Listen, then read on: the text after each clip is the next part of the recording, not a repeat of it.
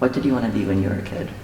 I wanted to be an astronaut. A mermaid. Architect. I wanted to be a medical examiner. Like an astronaut. I wanted to work at Target. A mermaid. An athlete or musician. I want to be a tattoo artist. Veterinarian. To be an actor.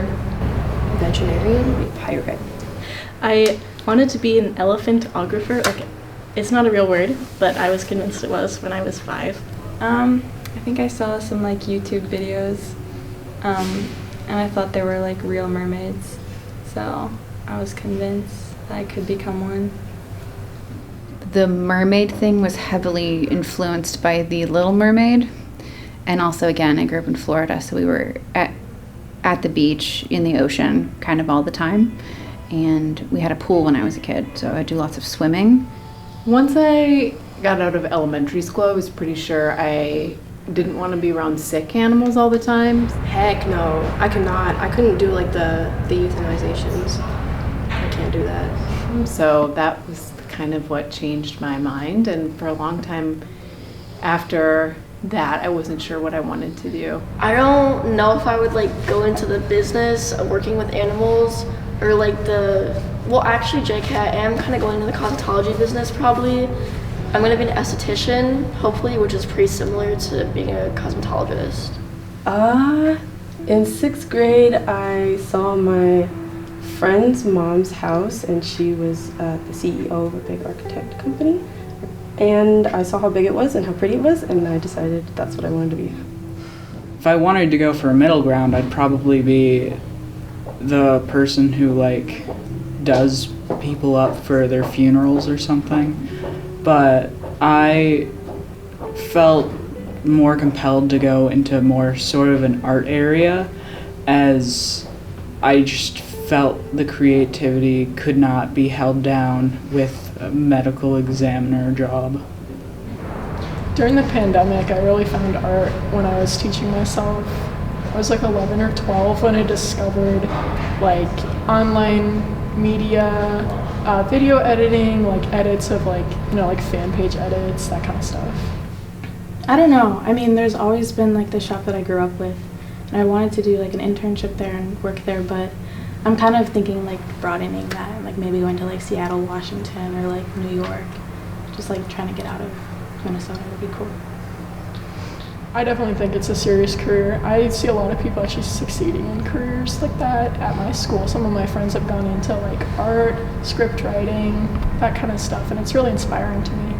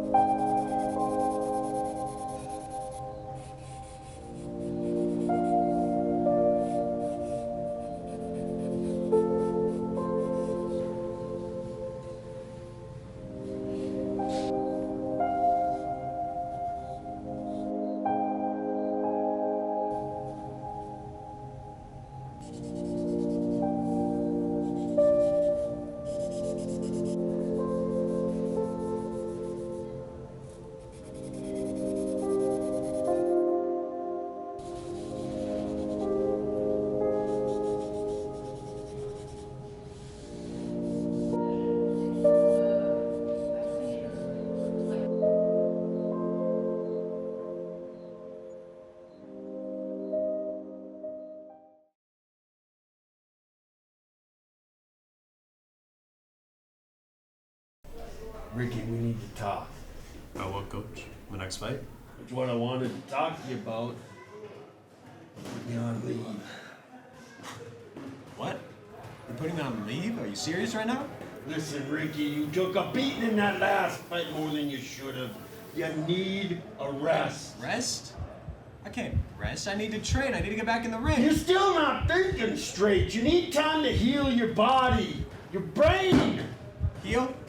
I don't need to heal. I need to fight. I'm a fighter. It's what I do. You're not listening, Ricky. You're reckless. You're not seeing the bigger picture. You keep fighting like this and you'll shorten your career, maybe even end it. You think I'm afraid of ending my career? I'm not afraid of anything. You're acting I'm like a Ricky damn Hall. fool right now. You're on leave. That's final. We'll talk when you're ready to listen. Now get the hell out.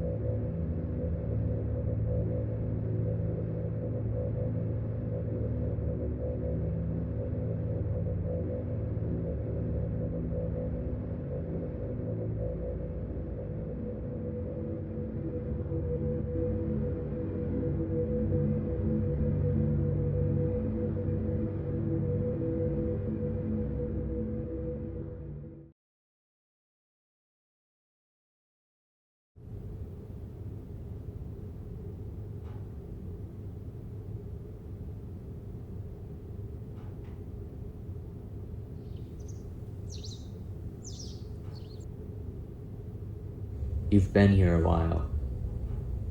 Who are you? Look up. Why should I when there's no reason to? Look.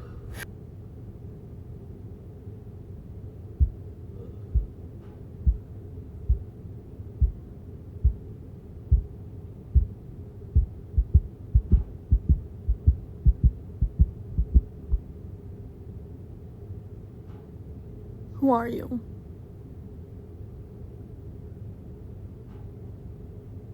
I'm the ceiling. I see.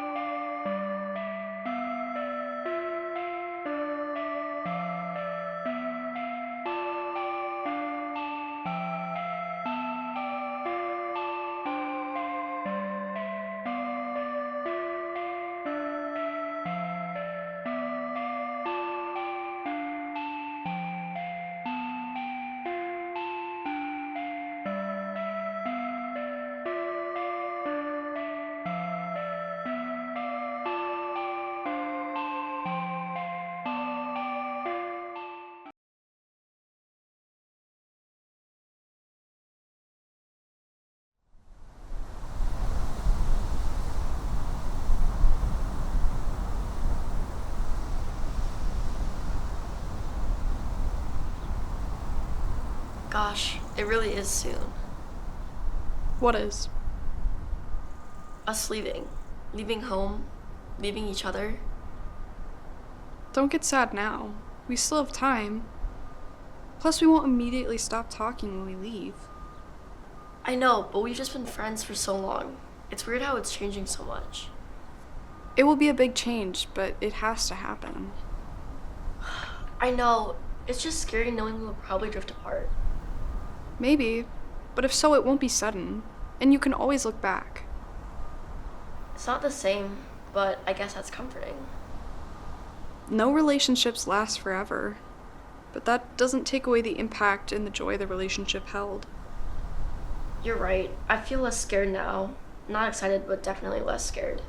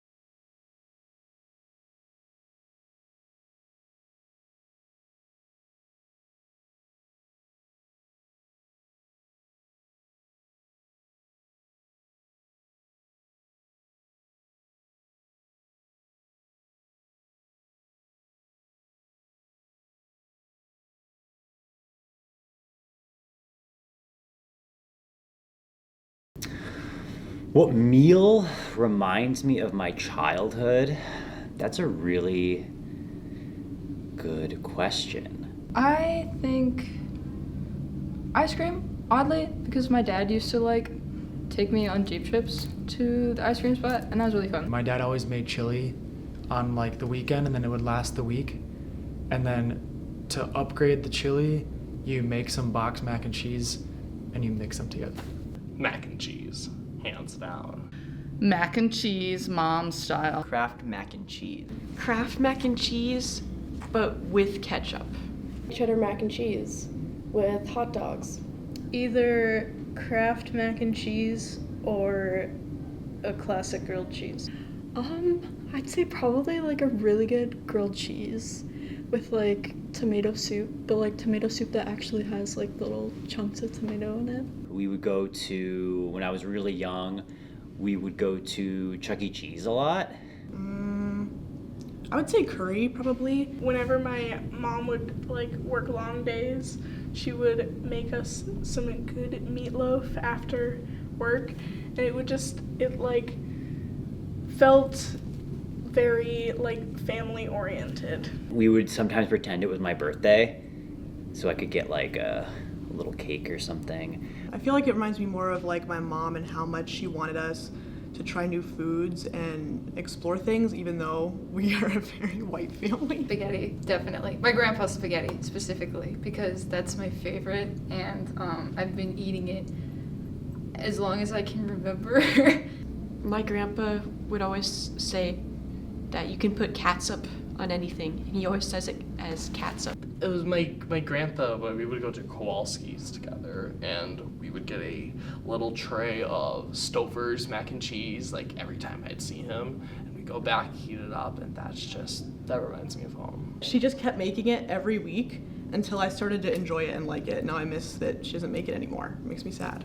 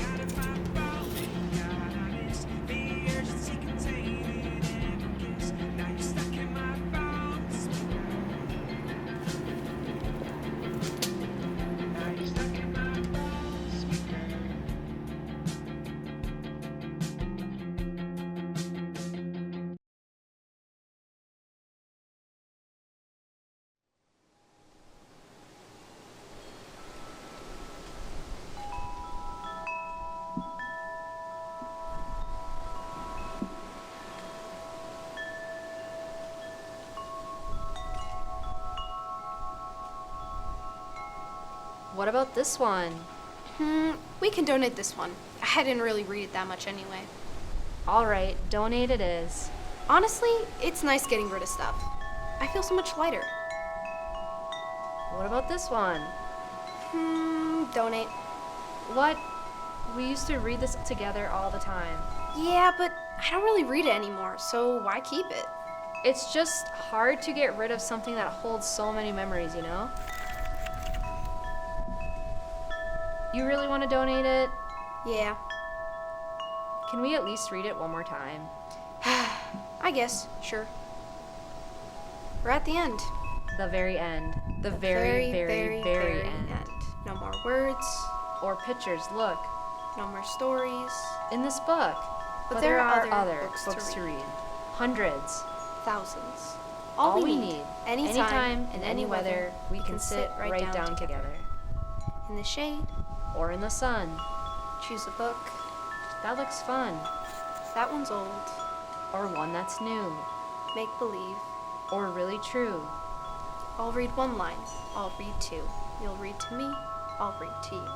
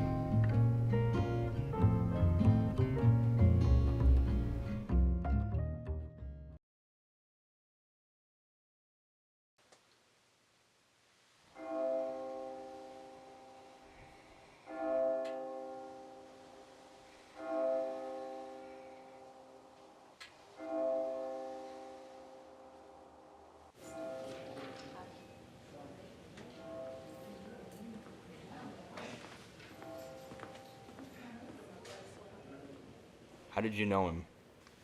We were friends. Close? He only ever talked about a cabin he owned up north. He ever mention where it was? Way up north. No, specifically. Never. He told me about how when the nearby lake would freeze over, he'd make the long trek across it and back. He told me how it felt to glide atop an endless frozen sea, leaving behind little bunches of slush in his wake. He told me that when it warmed up, he'd sit looking at the sun when it rose and fell, feeling the breeze while listening to the birds chirp. It sounds wonderful, but to explain something like that in such detail, it just seems much more like a fantasy. Maybe it was, but that's what he wanted. Pardon? Eternal bliss. Eternal bliss?